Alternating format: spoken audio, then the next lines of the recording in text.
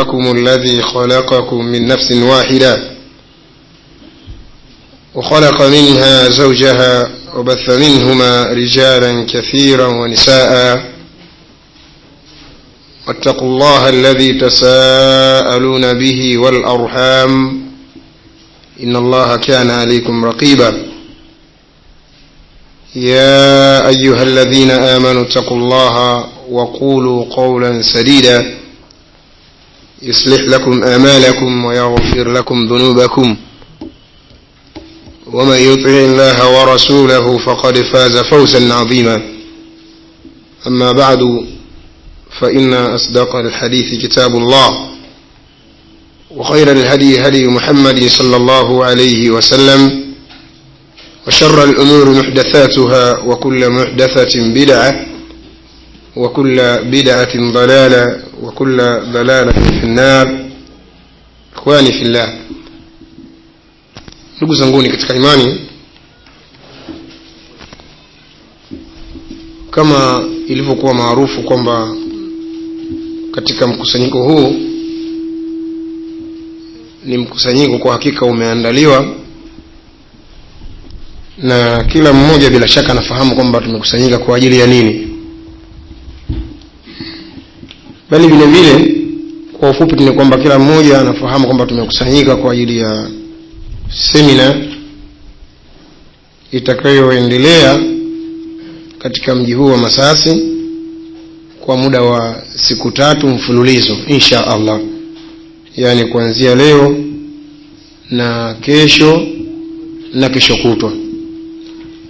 Semina yenye kulenga kuzungumzia masala ya manhaj,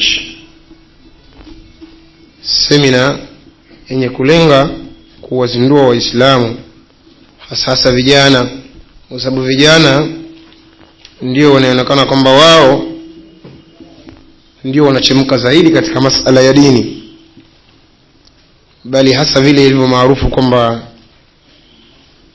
vijana katika kuchemka kwao kuna wapelekea baadhi yao kuchupa mipaka katika dini ya Allah subhanahu wa ta'ala, na baadhi yao kupunguza haki za dini ya Allah subhanahu wa ta'ala.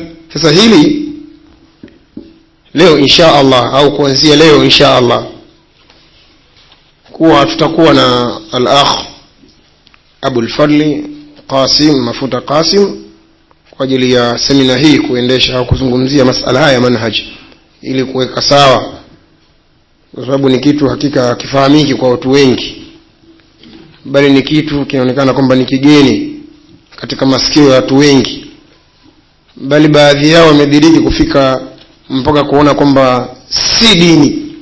Yani wao wanafikiri kwamba manhaji, akiambiwa mtu manhaji ni kitu kando na dini ya Allah subhanahu wa ta'ala, bali ukichunguza utakuja kugundua yule aliyefahamu kwamba manhaji ya salafi saleh ni kitu kando na dini ya Allah subhanahu wa ta'ala, basi yeye mwenyewe ukimchunguza ndio utakuja kugundua kwamba yeye hasa ndio yuko kando na dini ya Allah subhanahu wa ta'ala. Kwa nini naongea maneno haya? Kwa sababu kila yule ambaye kwamba amefika mahala akatoa shutuma katika manhaji ya sawa, yani mwenendo ambao kwamba alikuwa nao bwana mtume sallallahu alayhi wasallam na masahaba zake, bali vile vile wale waliofuata kwa wema katika mwenendo huo na wale watakaofuata kwa wema mpaka kusimama kiyama, ukimchunguza mtu ambaye kwamba anaishutumu manhaji, utakuja kugundua yeye mwenyewe ni mtu imma akachupa mipaka katika dini ya Allah subhanahu wa ta'ala, anaifuata dini kwa yeye anavyoona kwa fikira yake, yani ile fikira kwamba dini ya Allah subhanahu wa ta'ala ifuatwe. Bwana mtume sallallahu alayhi wasallam yeye ikiwa kama ndiye amekuja kuifunza hii dini, alifahamu vipi kitu fulani, bali masahaba zake walikuwa wanafahamu vipi kitu fulani, bali waliowafuatia wao kwa wema wanafahamu vipi kitu hicho. Hili ni tatizo katika jamii kwa ujumla, si jamii ya Masasi, watu wa Masasi au watu wa kusini, la na mimi nikiwemo ndani yao, hapana, bali jamii kwa ujumla. Ni jambo, ni tatizo kubwa katika jamii kwa ujumla. Ni sawa ni watu wa kusini na watu wa kaskazini na watu wa sehemu zinginezo, mpaka mfano tupate mfano wa ndugu yetu, watu wenye kufahamu vizuri mwenendo au manhaji aielezee, ndio watu kwanza wanapata kuzinduka kwamba nini manhaji. Lakini kinyume na hivyo ni shutma. Ninyi mnafahamu ndugu zanguni katika imani kuwa hii manhaji ndio imekuja kuumbua, bali vile vile na kugeuza fikra. Tulikuwa tunadhani sisi kwamba kuna watu wapo katika dini wameshika vizuri dini, lakini leo mtu ukimwambia kwamba hii ndio mwenendo wa sawa, hii ndio manhaji ya sawa, kila siku alikuwa katika sunna, lakini baada ya kudhihirishwa manhaji ya bwana Mtume sallallahu alaihi wasallam au mwenendo wa bwana Mtume sallallahu alaihi wasallam na masahaba zake, amekingeuka. Watu wanakingeuka, warudi nyuma. Utakuja kushangaa ni dini ya nani sasa inafuata, ikiwa kama dini ya bwana Mtume sallallahu alaihi wasallam, dini waliokuwa nayo masahaba ndio hii, ndio mwenendo wa kupasa kufuata, wewe leo unakingeuka, nani unamfuata? Kama ndugu zanguni katika imani, nasema kwamba mzungumzaji wa maneno haya yupo, si mimi, yupo. Na alhamdulillah Allah subhanahu wa ta'ala atupe taufiki tupate kuyafahamu maneno haya. Bali vile vile hii ni dhakira ambayo kwamba mnayo mikononi kwenu, ni dhakira kwa hakika hatuko nayo mingi, tuko nayo kopi 50, na isije kafahamika vibaya kwamba kwa nini baadhi wamegawiwa kutaja majina na kwa nini wengine hawajapata. Hapana, tumechunga maslahi makubwa sana kwamba wale ambao kwamba wamepewa midhakira tunafahamu kwamba ni watu wenye uoni, imma ni maduati, imma ni maimamu katika misikiti. Kwa hivyo tunafahamu kwamba laiti kama akipata yule mudhakira asilimia kubwa katika masjidi yake, basi anaweza kaongoza watu wake kupitia mudhakira huwa manhaji. Na yule ambaye kwamba mfano anafahamu kwamba ana ufahamu mzuri wa kutazama maneno haya, kwa sababu mimi nafahamu kwamba si wote ambao tumekusanyika hapa tunaweza tukatazama maneno haya tukayafahamu. Kama yule ambaye kwamba anaona kwamba anaweza nikatazama hii maneno hii imeandikwa kwa lugha ya Kiarabu nikaifahamu, basi aone meza ile pale aandikishe jina, basi vile vile atapewa mudhakira wa manhaji. Kama ndugu zanguni katika imani, sikuwa na maneno mengi, kinyume na kusema kwamba tunakusudia katika semina hii tutakayoendesha kwa muda wa siku 3, tunakusudia kuelimisha Waislamu katika dini yao, si kusudio jingine. Tunalenga katika semina hii kwa muda wa siku 3, na ninyi mtakuwa mashahidi katika nafsi zenu. Maneno yatakayotolewa hapa hata tukanwa mtu, hata dharauliwa mtu, wala hata fanywa kinyume na uadilifu na usawa katika dini ya Allah subhanahu wa ta'ala. Kama watu wafahamu kwamba lengo la semina hii ni kuelimisha shababu, vijana kwa ujumla, wapate kufahamu dini yao kwa mujibu wa bwana Mtume sallallahu kwamba yeye alikuwa anafahamu vipi dini ya Allah subhanahu wa ta'ala, bali vile vile masahaba bwana Mtume sallallahu alikuwa anafahamu vipi dini ya Allah subhanahu wa ta'ala. Ndiyo lengo mama la semina hii, si jinginelo. Kama yoyote naanza kutanguliza kusema kwamba yote afahamu mafumu haya, na maneno haya yatakuja kuthibitishwa na maneno yatakayozungumzwa na mwendeshaji wa semina hii.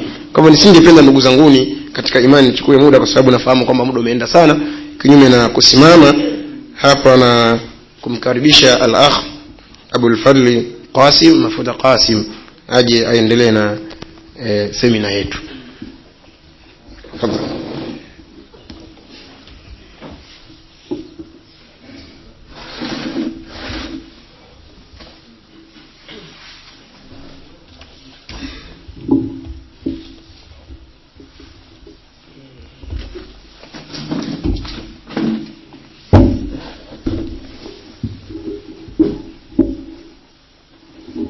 إن الحمد لله نحمده ونستعينه ونستغفره ونعوذ بالله من شرور أنفسنا وسيئات أعمالنا، من يهده الله فلا مضل له ومن يضلل فلا هادي له، وأشهد أن لا إله إلا الله وحده لا شريك له، وأشهد أن محمدا عبده ورسوله. يا أيها الذين آمنوا اتقوا الله حق تقاته ولا تموتن إلا وأنتم مسلمون. يا أيها الناس اتقوا ربكم الذي خلقكم من نفس واحدة وخلق منها زوجها وبث منهما رجالا كثيرا ونساء، واتقوا الله الذي تساءلون به والأرحام إن الله كان عليكم رقيبا. يا أيها الذين آمنوا اتقوا الله وقولوا قولا سديدا يصلح لكم أعمالكم ويغفر لكم ذنوبكم ومن يطع الله ورسوله فقد فاز فوزا عظيما. أما بعد، فإن أصدق الحديث كلام الله، وخير الهدى هدى محمد صلى الله عليه وسلم، وشر الأمور محدثاتها، فإن كل محدثة بدعة، وكل بدعة ضلالة، وكل ضلالة في النار. أيها الناس، معشر الحاضرين، تuzangu ambao mmehudhuria katika majlisi hii ambayo tunatarajia ndani yake kuwa itakuwa ni majlisi ya khairi, majlisi ambayo ni mubarak insha Allah. Nasema kwa kweli ninayo furaha kubwa kukutana na nyinyi, kukutana na hadhihi al-wujuh an-nayyira. Ninayo furaha kubwa kwa hilo, kwa tukawa tumekutana katika wakati huu na kipindi hiki kwa ajili ya dini na si kwa ajili ya jambo jingine, yani kumfanyia biashara Allah tabaraka wa taala. Na bila shaka makutano yetu haya ni katika makutano yaliyokuwa bora zaidi miongoni mwa mikutano ya watu ambayo hukutana kwa ajili ya mambo tofauti tofauti.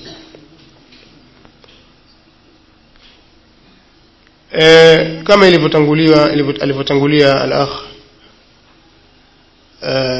Sheikh Fadhil katika kutoa utangulizi ambao ni mfupi, ambao ulikuwa na faida vile vile, na mimi nakariri tena kusema kwamba lengo la semina hii ni kukumbushana, kadhalika kutaalamishana na kufahamishana baadhi ya mambo ambayo yanatuhusu sisi kama walimu, maduati, maimamu, makhatibu misikitini na wengineo katika Uislamu. Lengo ni kufahamishana, kukumbushana na kuelimishana, na hakuna jinginelo. Hivyo basi, ikiwa lengo ni kuelimishana na kufahamishana mambo ya dini, bila shaka ikhlas katika jambo hili ndio msingi mkuu ambao unahitajika, ili tuweze kuwa ni maajurin, tupate ujira kutoka kwa Allah tabaraka wa taala. Ni lazima nia zetu ziwe safi katika kujitaalamisha. Hii ni nukta muhimu ambayo watu wengi wameghafilika nayo.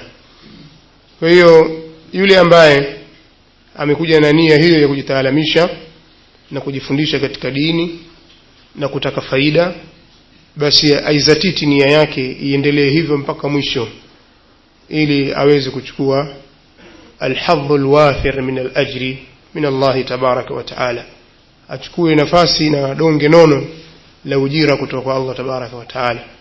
Na yule ambaye nia yake ilikuja nusu hili na hili, basi aikamilishe iwe ni moja tu kwa ajili ya Allah tabaraka wa taala, kwa ajili ya kupata faida na kusaidiana katika khairi. Na yule ambaye amekuja kwa nia nyingine isiyokuwa hiyo, basi tunamuomba vile vile arekebishe nia yake, aihawili nia yake iende kwenye khairi ili apate kulipwa. La akiendelea nia hilo, basi lile analotaka hatolipata, na huku ujira atakuwa ameukosa na amerudi patupu. Kwa hiyo ni lazima tusisahihishe nia zetu. Hili ni jambo la kwanza, nasema ni jambo la msingi na ndio jambo kuu zaidi. Na tuzifungue nyoyo zetu kwa ajili ya kukubali haki kwa dalili. Na hii pia ni nukta nyingine.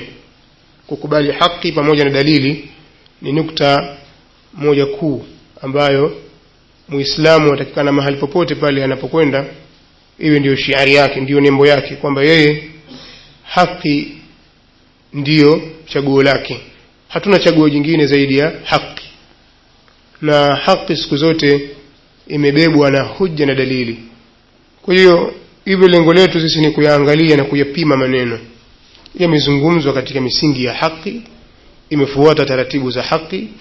Je, ni maneno ambayo yana hujja na dalili, halafu tuyafuate. Yale yasiyo na hujja na dalili yakawa ni maneno tu maneno matupu ambayo hayana sura yoyote ya ukweli, bila shaka atarudishiwa mwenyewe. Kwa sababu tunasema kama anavyosema al-Imam, yani Imamu Daril Hijra al-Imam Malik rahimahullah ta'ala, kullu yu'khadhu min qawlihi wa yurad illa صاحب هذا القبر إلا صاحب هذا القبر. kila mmoja katika sisi huchukuliwa kauli yake na kurudishwa isipokuwa mwenye kaburi hii, yani sallallahu alaihi wasallam. Akaishiria kaburi ya mtume sallallahu alaihi wasallam, yeye ndiye al-Ma'sum na maneno yake yote ni haki. wama yantiqu anil hawa in huwa illa wahyun yuha. Kwa hiyo kadhalika tujengeke katika misingi ya insafu na uadilifu na kuwa wajumbe bora wenye kunukulu habari za khair kuwapelekea jamaa zetu, na isiwe lengo letu ni kunukulu habari za shari tukaueneza uovu. Kadhalika ninachoomba pia vile vile kwenu nyinyi, ninaomba twende pamoja kiinsafu kama nilivyotangulia kusema na uadilifu, kwa maana ya kwamba nikisema hivi nakusudia tusiburutane, mtu asiburutwe katika jambo la dini yake. Na ndio maana hatukwenda kuzungumza sokoni au kuzungumza barabarani wakaja watu tofauti tofauti, hasa wale ambao wana viwango vya chini kabisa katika dini. La, sisi tunazungumza na watu ambao tuna imani na tuna yakini ya kwamba wana ufahamu katika dini na wana uwezo wa kuielekeza jamii, bali wengine ndio wanategemewa katika jamii yao, si watu wa kuburutwa kwa ufupi. Kwa hiyo ikiwa kwamba si watu wa kuburutwa, ina maana kwamba ni watu wenye uwezo wa kuyapima mambo. Sasa uwezo huu tusiupoteze kwa sababu ya mapenzi au kwa sababu ya chuki. Maana vitu hivi viwili vinaweza vikampotezea mtu uwezo wa kufikiri, uwezo wa kuchagua. Mtu akipenda kitu, mwenye kukipenda kitu, mwenye kupenda chongo au mwenye kupenda chongo atajitakengeza. Mtu ana chongo kabisa, atasema yale ni makengeza, si chongo. Na kadhalika mwenye kukichukia kitu, siku zote manjahila au mtu ambaye atakuwa amekichukia kitu, basi aadahu, atakifanya uadui na hata kikubali na atakitia illa. Wa ainu ridha, kama anavyosema mshairi, jicho la ridhaa siku zote katika mambo ya illa, mambo ya aibu, basi linakuwa limefumbwa, mtu haoni aibu. Lakini wa ainu sukhti tubdi almasawiya, jicho la kuchukia, mtu akitazama kwa chuki basi haoni isipokuwa mbaya tu. Kwa hiyo anapoteza mtu ile sifa yake na uwezo wake wa kuweza kufikiri, uwezo wa kujichagulia kwa sababu ya chuki alizokuwa nazo. Kwa hiyo sisi tusiburutane katika majlisi hii, mtu awe na ujasiri wa kuitetea haki na asiwe mwoga katika kuipiga vita batili. Usikubali batili ienezwe wala usikubali haki ikachezewa. Nikisema hivi vile vile ina maana kwa mimi nasema nafungua majali maftuhu kuanzia min al-an, yani kuanzia hivi sasa. Yoyote mwenye ishkali yoyote katika masala yoyote tutakayozungumza mimi ambayo inaonekana kwamba yana utata au ni khata, basi ninashauri kwamba kiwekwe kiti hapa pembeni, tulijadili suala mpaka lishe mbele ya watu hapa bila kutaka kufichana. Mfano nimezungumza kadhia fulani ni jambo lafaa au jambo fulani halifai kwa dalili kadha kadha, mwingine anaona mimi sioni hivyo, mimi naona jambo hili lafaa kadha kadha kadha, dalili ninazotoa mimi hazikubali, yeye ana zake. Bila shaka itakuwa ni vizuri katika insafu akapewa muda naye akaja kajieleza na hoja na dalili, na vile vile tukajibishana, tukaangalia haki iko wapi tuifuate. Lakini si mtu kuondoka, mimi sikukubaliana naye, nilitaka kuuliza pale nikaona wewe acha tu. Utakuwa huo ni ujabban, ni uoga, huo ni uoga. Kadhalika vile vile ni sifa ambayo si sifa ya rijali, sio sifa ya wanaume waliokuwa wamekomaa katika kuitetea haki. Kwa hiyo jambo mimi naomba lisiwepo, yani suala la watu kuburuzana. Ni lazima tusimame katika kuitetea haki, na hasa ilipokuwa kwamba baada ya sisi kutoa semina kama hizi katika sehemu tofauti tofauti. Baadhi yenu nadhani waliwahi kuhudhuria katika semina Dar es Salaam miaka 2 iliyopita, kadhalika mwaka jana, kadhalika semina ambayo imefanyika Arusha, na madarasa mengine, durusi nyingine tulizozitoa na mihadharat. Wao ni mashahidi wa kutosha katika hili, wanafahamu sera yetu na mwenendo tunaokwenda nao. Hivyo basi tutaendelea na sera hizo. Kwa hiyo kuna uvumi mwingi ambao unazungumzwa na wengine ni maduati wakazungumza dhidi yetu sisi na da'wa ambayo tumeibeba.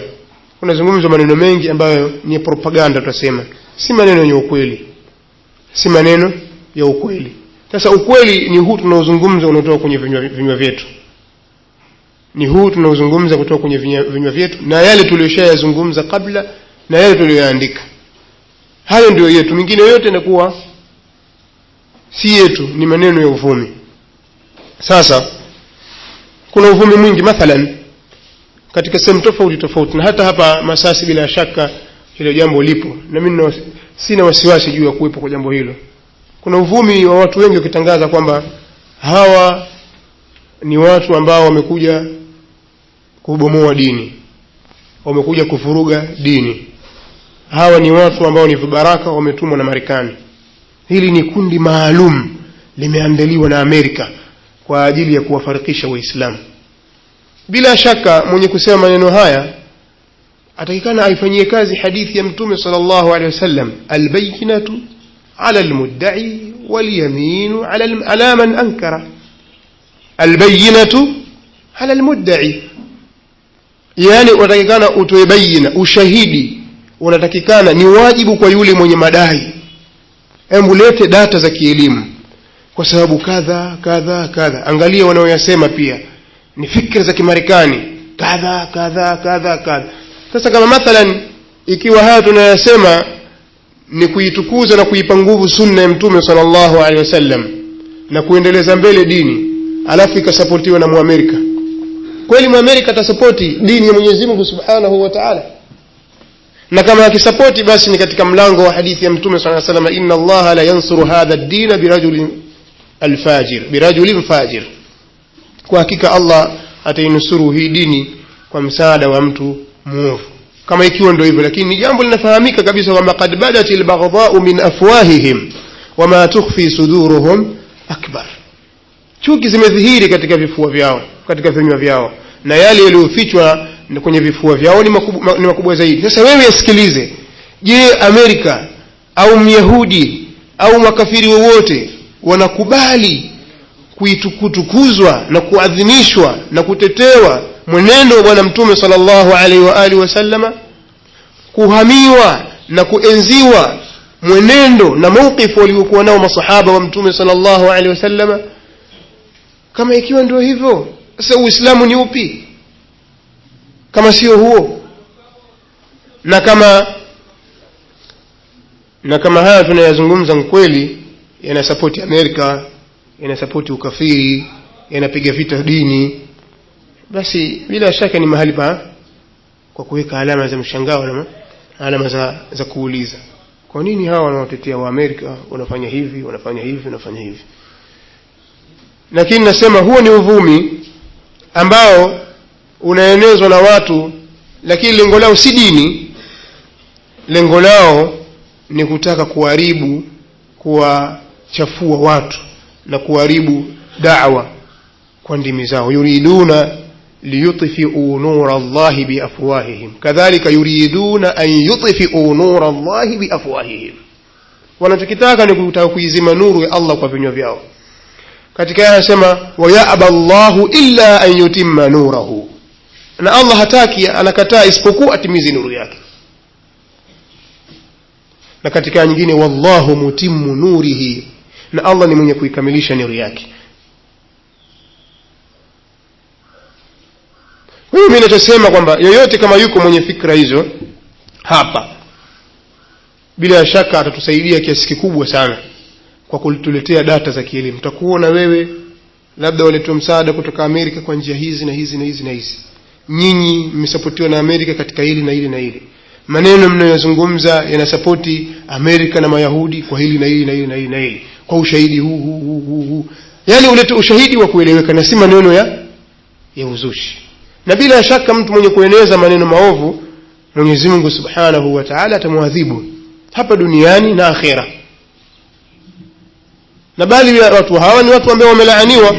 Hata ukisoma aya nyingi katika Qur'ani utakutana na maelezo kama haya. Kwa hiyo mimi sitaki kurefusha sana, lakini hii ilikuwa ni tuseme ni tambihi muhimu, ili tukikaa hapa tujue kwamba tunayozungumza yaende kwa hujja na dalili.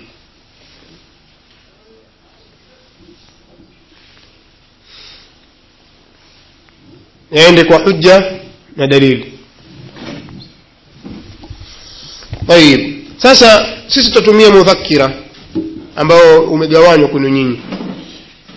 Sisi tuna mudhakira ambao umegawanywa katika mikono yetu, na mudhakira huu umeandikwa na mikono ya watu.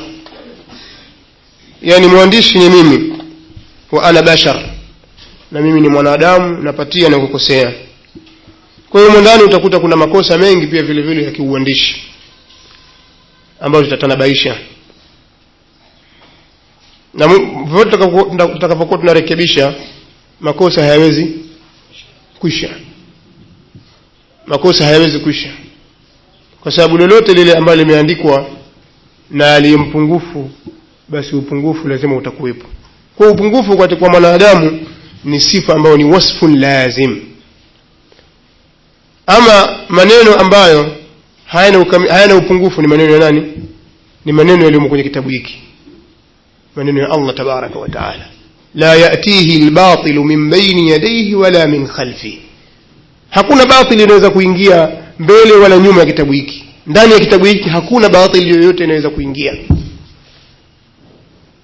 Ama maneno yaliyoandikwa na watu yote yanahtamili sawabu na khata, illa yale yaliyojengeka katika misingi ya Qur'ani na Sunna.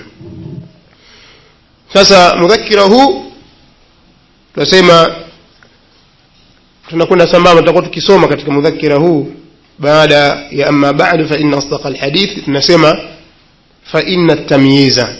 Watu wangeangalia katika mudhakira yao ili kwenye makosa warekebishe. Fa inna at-tamyiza baina al-haqqi wal-batili was-sahihi min as-saqimi له أثر كبير في حياة المسلم علميا وعمليا. Kwa hakika kutambua na kupambanua baina ya haki na batil na kilichokuwa kizima na kibovu, kuwa na upambanuzi, jambo hili lina athari kubwa katika maisha ya Muislamu kielimu, yani kiimani, kadhalika kimatendo.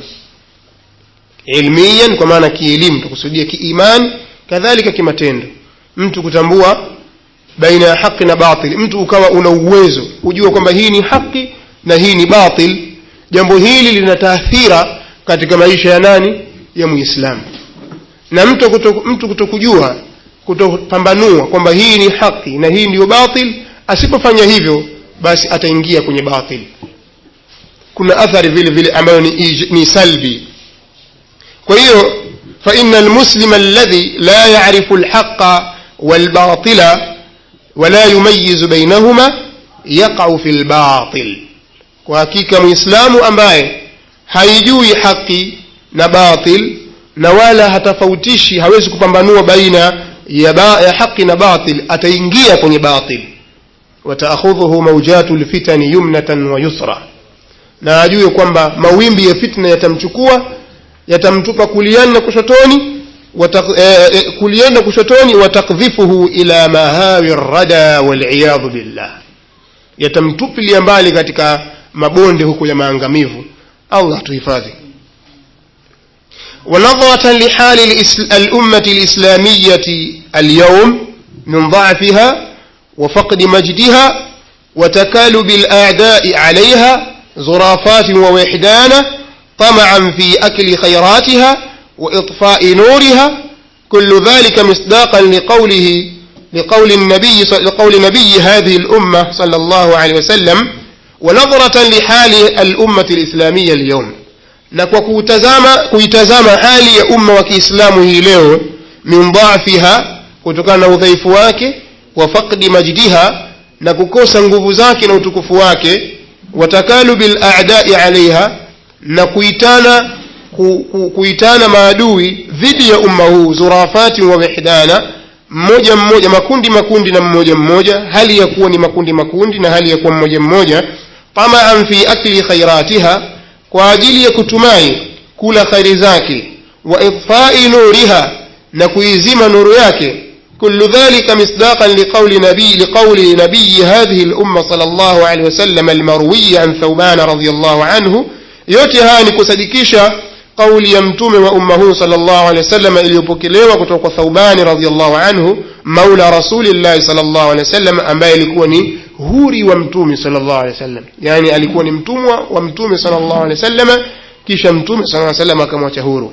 Qal amesema Thawban qala rasulullah sallallahu alayhi wasallam yushiku an tadaa alaykum al-umam kama tadaa al-akalatu ila qas'atiha. asema inakurubia kuitana juu yenu mataifa, yani unakurubia wakati wa mataifa kuitana kwa ajili yenu dhidi yenu kama tadaa al-akala kama vile wanavyoitana wenye kula walaji ila qas'atiha kwenye sahani yao kama vile walaji wanavyoitana kwenye sahani ya chakula. Faqal akasema aw min qillatin nahnu yawma idhin ni kutokana na uchache wetu sisi aw min qillatin nahnu kutokana na uchache wa sisi au kwetu sisi yawma idhin siku hiyo wakati huo, yani kipindi hicho ambacho maadui wataitana kwa ajili yetu sisi dhidi yetu sisi ni kwa sababu sisi ni kidogo. Qal bal antum yawma idhin kathir, sema bali nyinyi kwa wakati huo mtakuwa mko wengi. Walakinnakum ghuthaa'un ka ghutha'is sayl, lakini nyinyi mtakuwa ni povu, ni takataka kama zile takataka au povu lile linalobebwa na maji ya mvua, kama takataka zinazobebwa na mumbu maji ya mvua ambayo yanakuja kwa msimu yakabeba yakazoa kila kitu. Wala yanzi'anna Allahu min suduri aduwikumul mahabata minkum, na yatatolewa ataondosha Allah kwenye vifua vyenu au kwenye vifua vya maadui wenu woga kuogopeni nyinyi. Allah tabaraka wa taala ataondosha woga katika vifua vya maadui zetu, watakuwa hawatuogopi sisi. Wala yaqdhifanna Allahu fi qulubikum alwahn, na ataweka Allah katika nyoyo zenu wahn. Qalu ya rasulullah wa mal wahn, wakasema ewe mtume wa Allah ni nini maana ya wahn? Qal hubbu ad-dunya wa karahiyatul maut, akasema ni kupenda dunia. Wahni maana yake ni mtu kupenda dunia na kuchukia mauti. وهو صحيح بطرقه يعني أخرجه أبو داود. وعن ابن عمر رضي الله عنهما قال سمعت رسول الله صلى الله عليه وسلم يقول إذا تبايعتم بالعينة وأخذتم أذناب البقر ورضيتم بالزرع وتركتم الجهاد سلط الله عليكم ذلا لا ينزعه حتى ترجعوا إلى دينكم. أخرجه أبو داود برقم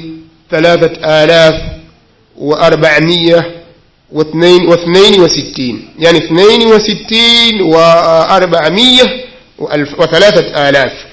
أو بعد 3000. asema ibn Umar radhiyallahu anhuma amesema mtume au nimemsikia mtume sallallahu alaihi wasallam anasema iwapo itafikia wakati mkauziana kwa biashara ya aina, biashara za aina. Bai'ul aina inatajwa katika vitabu vya hadithi, hasa vitabu vya hadithi ambavyo ni ahkam.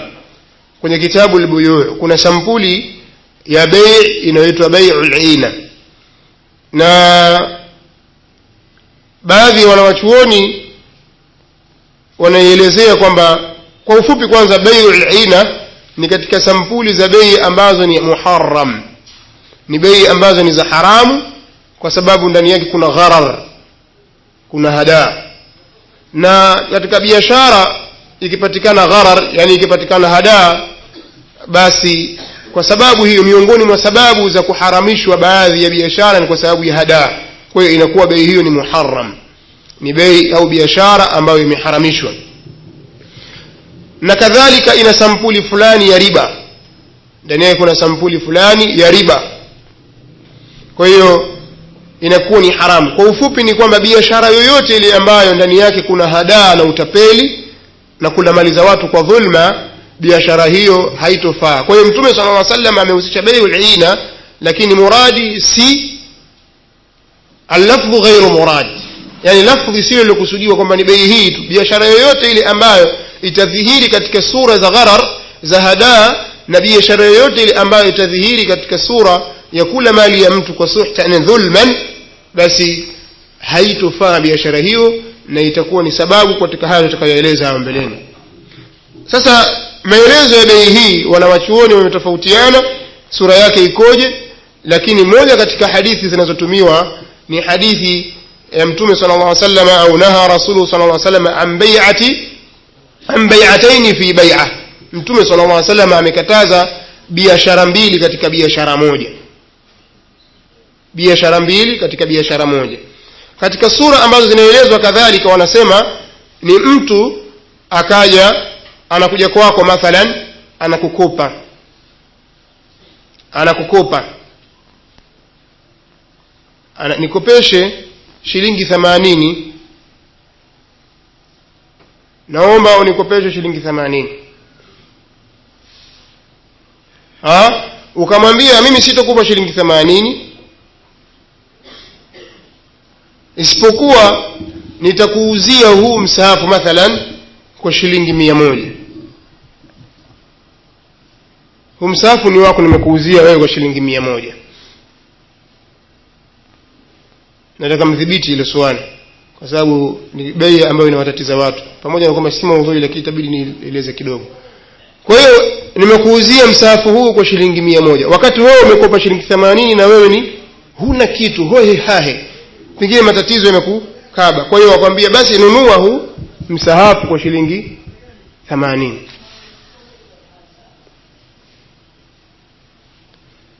Au khata, nakuuzia msahafu kwa shilingi 100, huu msahafu nunua kwa shilingi 100. Sina kitu, wewe nunua, nimekukopesha mimi, utakuja kulipa utakapokuwa umepata wasaa. Allah akikufungulia baada ya mwezi mmoja utanilipa. Ukakubali, bei ikapita. Kisha nakwambia mimi nilikuuzia sasa kwa sababu wewe una shida ya shilingi 80, niuzie huu msahafu shilingi 80. Kwa hiyo narudi tena mimi nanunua huu msahafu niliokuuzia kwa shilingi 100, ambao utakuja kuilipa baada ya mwezi. Sasa mimi nanunua kwa shilingi 80, nakupa keshi, wewe ukunipa bali umenunua kwa deni. Sasa mimi nakupa keshi, chukua hii 80 ambayo wewe ulikuwa ndio unahitaji, ndio shida yako, na nunua msahafu na urudisha katika himaya yangu. Wewe nenda zako, lakini umepata shilingi 80 na huku una deni la shilingi 100. Kwa hiyo kuna ziada ya shilingi 20 utakana uje uilipe utakaporudisha 80 za watu. Yani utakapokuwa umekuja kulipa ule msahafu ule uziwa kwa shilingi, ule ununua ule uziwa kwa shilingi shilingi 100, alafu na wewe ukauza kwa shilingi 80, sasa kuna ziada shilingi 20 mbeleni itakuwepo. Hii ndio sura inayotajwa ya bai'ul 'ina, na Sheikh Al-Albani rahimahullah ta'ala pia anaikusudia hii katika baadhi ya vitabu vyake. Wengine wanaingiza mpaka bai'ataini fi bai'a, kwamba mathalan mimi nakuuzia mtu amekuja, bwana niuzie hii nyumba yako. Anambia sawa, mimi nitakuuzia nyumba yangu, lakini niuzeshe dada yako kwa sharti, bai'u wa shart. Niuzeshe dada yako, lakini niuzeshe dada yako, mimi nitakuuzia nyumba hii. Sawa, hamna wasiwasi. Au wewe niuzie nyumba, niuzie shamba lako. Wewe unataka nyumba yangu, lakini mimi shamba lako nimelipenda. Au wewe hali kama hivi. Au mimi nakuuzia hii, lakini kwa sharti unikopeshe. Zote hizi zinaingia katika sura hizo na zote ni muharram. Kwa hiyo Mtume sallallahu alaihi wasallam anasema idha tabaya'tum bil'ina, mtakapokuwa mmeuziana kwa bei ya ina, wa akhadtum adhnab al-baqari, na mkawa mmeikamata mikia ya ng'ombe, kwa maana ya kwamba ni kinaya cha kwamba mkaanza kushughulika na masala ya mifugo, ikawa nyinyi na kufuga na nyinyi. Waradhitum bizar'i, na ikawa mmeridhika na kilimo, ikawa hamtaki kusikia jambo jingine lolote. Dini mkiambiwa kwa mashambani hamuwai, hamna taimu ya kupigania dini ya Allah tabaraka wa taala, nyinyi na kufuga, nyinyi na kilimo. Wataraktumul jihad, na mkaiacha kupigania dini ya Allah ni jihad. Sallallahu alaykum dhulla, Allah atawasaliti na udhalili, la yanzi'uhu, hata uondosha udhalili huo, hata tarji'u ila dinikum, mpaka mrudi kwenye dini yenu, yani dini iliyo sahihi.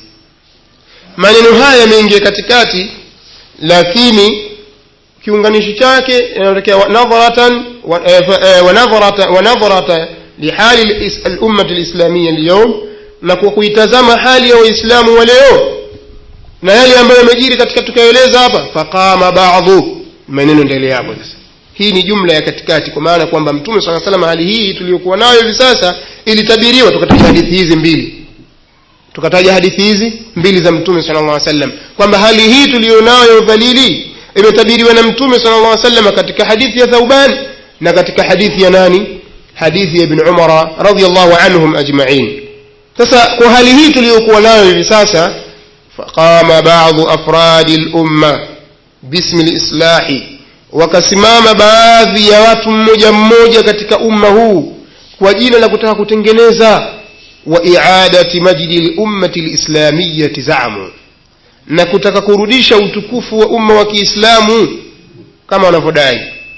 Wakasimama watu tofauti tofauti wenye ghaira, kwa lengo la nini? Lazima turudi katika hali ya nguvu kama maswahaba. Wakatokea watu wa sampuli hiyo, wasalaku fi sabili dhalika masalika shatta, na wakafuata katika njia hilo, kwenye kulipatisha hilo wakafuata njia tofauti.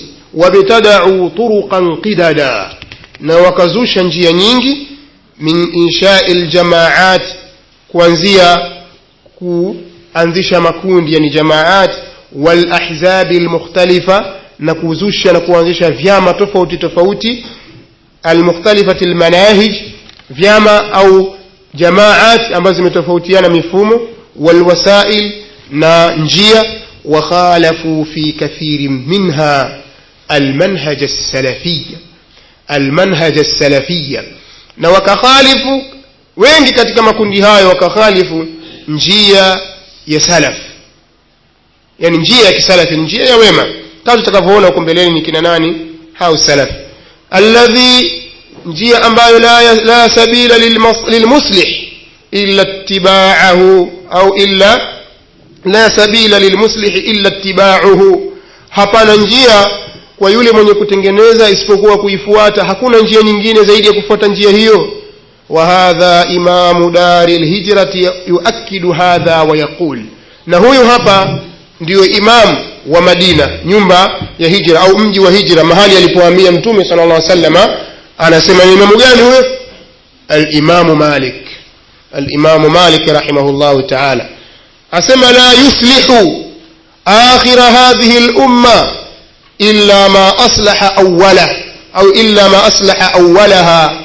Andikeni hivi, itakuwa ni aula zaidi kuliko hivyo andiko. Yani shakli zake, la yuslihu akhira hadhihi al-umma, hautaweza kutengeneza mwisho wa umma huu, illa ma aslaha awwalaha, isipokuwa kile ambacho kimetengeneza mwanzo wa umma huu.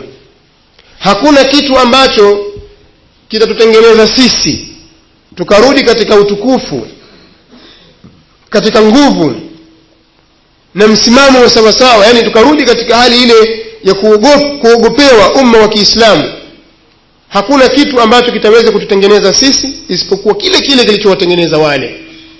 Ndio maana ya maneno ya nani? Ya Imam Malik.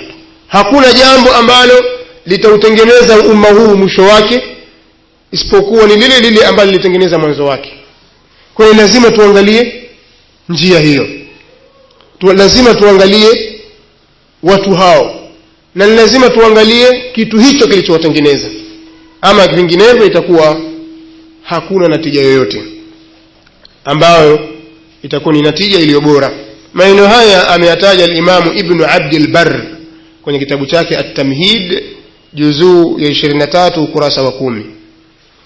Na kisha anasema vile vile yaqulu al-Imam Shamsuddin Ibn al-Qayyim rahimahullah, amesema al-Imam Shamsuddin Muhammad bin Abi Bakr Ibn al-Qayyim al-Jawziyya rahimahullah ta'ala, anasema wa hadha, Ibn al-Qayyim anasema wa hadha lianna at-tariqa al-musila ila Allah wahidun, na hili ni kwamba njia ile kufikisha kwa Allah ni moja tu, hakuna njia nyingine.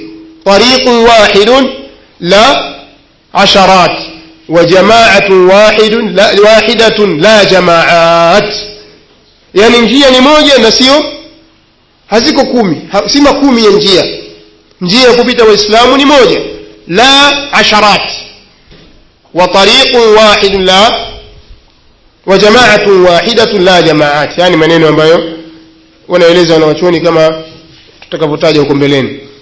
Lakini Ibn Qayyim rahimahullah ta'ala anasema yeye wa hadha lianna at-tariqa al-musila ila Allah wahidun, na hili ni kwamba njia ya kumfikisha mtu kwa Allah akiwa salama ni moja tu, wa huwa ma ba'atha bihi rusulah, nayo ndio njia ambayo Allah amewatuma mitume wake, wa anzala bihi, na akateremsha kwa sababu ya njia hiyo kutubahu, vitabu vyake, wala yasilu ilayhi ahadun illa min hadha at-tariq, na hakuna yeyote anaweza kufika kwa Allah isipokuwa kwa njia hii. Walau ata min kulli tariqin, ijapo atakapokuwa amekuja kwa njia yoyote ile, wastaftahu min kulli babin, na wakataka kufunguliwa kwa mlango wowote ule, kwa kila mlango, akifungua huko hakuna mlango atakaoweza kuingia salama isipokuwa mlango huo mmoja. Faturuqu alaihim masduda, njia zote juu yao zimefungwa. Wal abwabu alaihim mughlaqa, na milango kadhalika ni yenye kufungwa. Illa min hadha at-tariq al-wahid, isipokuwa kupitia kwenye njia hii moja. Fa innahu muttasilun billahi musilun ilayhi, kwa sababu njia hiyo imeambatana na Allah na ni yenye kumfikisha mtu kwake yeye Allah tabaraka wa taala, kama tulivyotaja katika marji hayo. Idhan tunasema fal amru jiddu khatir, jambo lile hatari mno, jiddu khatirun li'annahu muta'alliq bil jannati wan nar, kwa sababu jambo hili la dini limefungamana na janna na nar, pepo na moto. Wadhalalati walhuda wadhalala, na imefungamana na huda, uongofu na upotevu.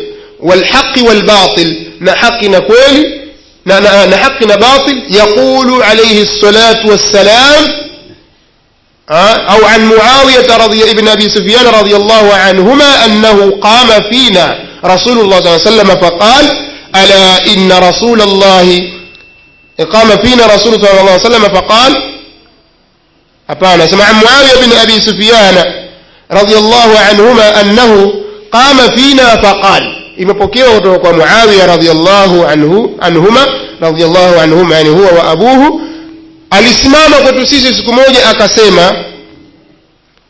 Hiyo yaqulu sallallahu alayhi wasallam ikatwe, bali yanzia an Muawiyah ibn Abi Sufyan radiyallahu anhuma annahu qama fina faqala, imepokewa kutoka kwa Muawiyah bin Abi Sufyan radiyallahu anhuma amesema, au kwamba yeye alisimama kwetu sisi akasema, ala inna Rasulullah sallallahu alayhi wasallam qama fina faqala, kwa hakika amesimama kwetu sisi mtume sallallahu alayhi wasallam akasema, ala inna man qablakum min al-umam. Fana nuni mbili hapo, nuni moja ikate. Ala inna man qablakum, kadhalika katika riwaya ala inna man kana qablakum, lakini hii pia vile vile ni sahihi. Kwa hakika wale waliokuwa kabla yenu, min ahli alkitabi, kama ndiko nuni mbili ingekaa pamoja, min ahli alkitabi, miongoni mwa ahli alkitabi, iftaraqu ala 72 milla, wametofautiana katika milla na makundi 72. wa inna hadhihi al-umma au wa inna hadhihi al-milla, wa inna hadhihi al-milla, na kwa hakika umma huu, kundi hili, yani umma wa Muhammad sallallahu alaihi wasallam, sataftariqu ala 73, utagawanyika katika makundi 73. 72 fi an-nar, makundi 72 ni motoni. Wa wahidatun fil janna, na kundi moja litakuwa peponi. Wa hiya al-jamaa, nalo ni kundi linaloitwa jamaa. Na katika riwaya nyingine, wa innahu sayakhruju min ummati aqwam tajara bihim tilka al-ahwa, au tatajara katika baadhi alfaz, tatajara bihim tilka al-ahwa kama yatajara al-kalabu, idhibitiwe hivyo, kama yatajara al-kalabu bifathi al-kaf wal-lam. Al-kalabu la yabqa minhu irqun wala mifsalun illa dakhalah. Kisha akasema Mtume sallallahu alaihi wasallama, kwa hakika watatokea katika ummati wangu watu ambao zitakuwa zinawakokota wao, na kuwa yatawapeleka wao na kuwakokota wao matamanio, kama vile inapotembea ugonjwa wa kichaa cha mbwa katika mwili wa mwanadamu, kama vile unavyoenea. Yani hawa zitaingia katika nyoyo za watu, zitaenea matamanio yale, yataenea katika vifua vya watu na damu za watu na miili yao, kama vile ugonjwa wa kichaa cha mbwa unavyoenea katika mwili wa binadamu. La yabqa minhu irqun wala mifsalun illa dakhala, hakutobakia mshipa wowote wala kiungo chochote isipokuwa hawa ya nafsi itaingia kwenye kiungo hicho. Itakuwa watu yattabi'una ahwaahum. Katika riwaya ikaja, alipoulizwa Mtume sallallahu alaihi wasallam, aliulizwa Mtume sallallahu alaihi wasallam ni kina nani katika hiyo jamaa ambao watakuwa wameokoka katika hawa makundi 73, akasema illa wahida au 2 fil janna fi nari wa wahidatun fil janna, makundi 72 ni motoni na moja ni peponi. Mtume sallallahu alaihi wasallam akasema ma ana alayhi alyawma wa ashabi, ni wale ambao watakuwa na yale ambayo mimi nilikuwa nayo hii leo na masahaba zangu. Tayeb, kwa hiyo ukichunguza hadithi hii kama tutakavyotoa maelezo, ni kwamba ni masala ya janna na nar. Umma utagawanyika, na kugawanyika kwake ni kwamba utagawanyika katika makundi 72. Wanawachuoni wanaeleza baadhi yao kwamba muradi hasa ni makundi 73 kweli kweli, yani 73 na moja la haki na mingine motoni. Wengine wakasema muradi hapa makusudio sio idadi, al-adadu ghairu murad, idadi sio iliyokusudiwa. Wa inma al-muradu min hadha al-hadith at-takfir. At-takfir, muradi katika hadithi hii ni wingi, yani kwamba umma utagawanyika makundi mengi, ndio maana yake, au pengine 70 na ziada, ndio muradi. Baadhi ya wanawachuoni wameeleza hivyo. Kwa sababu gani? Kwa sababu naam, wanasema ukiangalia hali na waqi jinsi ilivyo, makundi ni mengi zaidi ya 70 zaidi ya 73. Wengine wakasema hapana, ni 73 na mingine hurudi kwenye mingine, yani utakuta kundi hili lakini hili linasababishwa na hili pia, yani makundi 5 au 3 inaweza ikawa asili yake ni moja na hilo ni kundi moja, makundi hivyo hivyo. Kwa muradi 73 na idadi ni muradi. Kwa hiyo kuna khilafu za wanawachuoni katika hili, na sitopenda kulieleza hili kwa kirefu, lakini hivi ndivyo alivyosema Mtume sallallahu alaihi wasallam, na bila shaka masala imefungamana na nini? Na janna na nar. Alafu kibaya zaidi ni kwamba Mtume sallallahu alaihi wasallam alipotaja idadi ya makundi 73 ya umma wake, angesema mathalan 72 peponi, na moja motoni, kidogo tungejipa matumaini, kumbe acha wale waende vile, nyinyi si mna njia yenu na sisi tuna njia yetu, lakini sote tutakutana wapi? Peponi. Lakini wao sivyo alivyo. Haya 72 ndiyo motoni, moja pekee yake ndiyo na peponi. Wanasallallahu yaj'alana min haula. Kwa hiyo alkalabu, tukafasiri neno maana ya alkalabu, alkalabu da'un ya'ridu bihi al-insanu min 'addi al-kalbi alkalabi. Ni kalabu, maana yake ni ugonjwa ambao unamtokezea mwanadamu kwa sababu ya kuumwa na mbwa mwenye kichaa. Min 'addi al-kalbi. Kwa hiyo hapo inadhibitiwa kwa fatha ya kaf wa sukuni lam. Al-kalbi, al-kalabi, al-kalbi, al-kalabi, mbwa mwenye kichaa. Fayusibuhu al-junun, ikawa mtu anapatwa na wazimu. Fala ya'addu ahadan illa kalib, hata muuma yoyote isipokuwa atapatwa na nini? Na ugonjwa wa kichaa cha mbwa. Wata'arudhu lahu a'radun radi'a, kisha umdhirikia yeye maradhi mabaya. Maneno haya yametajwa kwenye kitabu An-Nihaya fi Gharib al-Hadith wal-Athar cha al-Imam Abu al-Barakat Ibn al-Athir, juzu ya 4 ukurasa wa 195. Hadithi zimetajwa na hao wana wachuoni tuliotaja. Nadhani imetajwa hapo Abu Daud, Ahmad, Al-Hakim na Misaisha Al-Albani katika silsila al-hadith as-sahiha. Kwa hiyo tunaendelea kusema fa hadhihi an-nusus kulluha tujibu ittiba' al-manhaj as-salafi fi fahm al-kitabi was-sunnah. Maandiko yote haya tuliyotamka, maandiko yote haya tuliyotaja yanawajibisha kuifuata manhaji ya salaf, njia ya wema waliotangulia katika kufahamu kitabu na sunna. Wataqdimu tujibu ittiba'a wa taqdima fahmihim lahuma fi jami'i al-umur, na kutanguliza ufahamu wao kwenye hicho kitabu na sunna. Yani sisi tutangulize ufahamu masahaba na waliofuatia masahaba, yani salafu salih, wanafahamu namna walivyofahamu Qur'ani na namna walivyofahamu sunna, walivyomfahamu Mtume sallallahu alaihi wasallam fi jami'il umur, katika mambo yote, daqiqiha wa jaliliha, yale ya ndani na ya dhahiri, yani yaliyojificha na yaliyodhahiri, madogo na makubwa. Wa min huna, kuanzia hapa basi, kutokana na hii nukta hii au kutokana na swala hili, yatabayanu butlanu qawli alhizbiyyin, yatabayanu butlanu qawli alhizbiyyin alharakiyin. Kutoka hapa ndio inabainika ubatili wa kauli ya watu mahizbu, kama tutakaoona kina nane mahizbi wana harakati wanaposema nahnu nuridu salafiyata almanhaj wa asriyata almuwajaha. Sisi tunataka itikadi ya kisalafi, au tunataka salafiyatul manhaj, manhaji ya salaf au salafiyatul aqida. Tunataka salafi ya kiitikadi, lakini tunataka mapambano ya kisasa.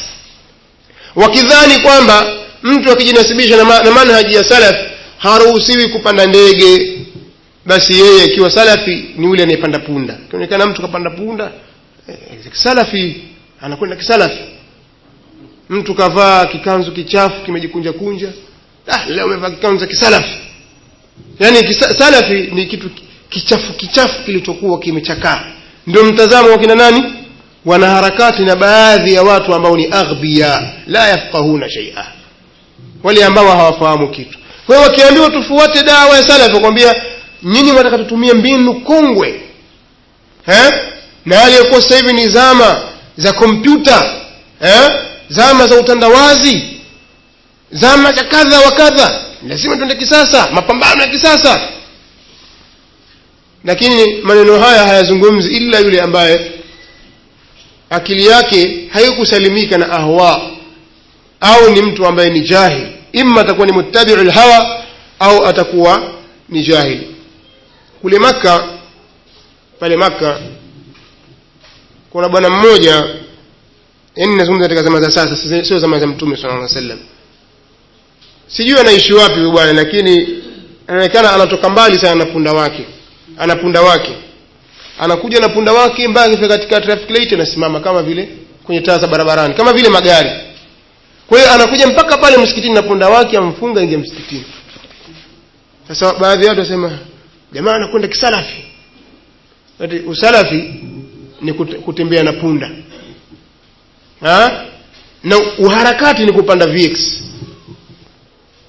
Kama huyu sasa ni mtu anakwenda na wakati. Sasa hizi ni fikra ambazo baadhi ya watu, tena wengine ni wanafunzi tulabul ilmi, wanakuwa wanazibeba fikra hizi.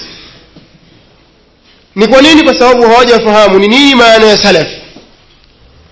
Lakini inshallah sisi tutaeleza ni nini muradi wa salaf, na nini maana ya manhaju salaf salih, na nini maana ya da'wa salafia.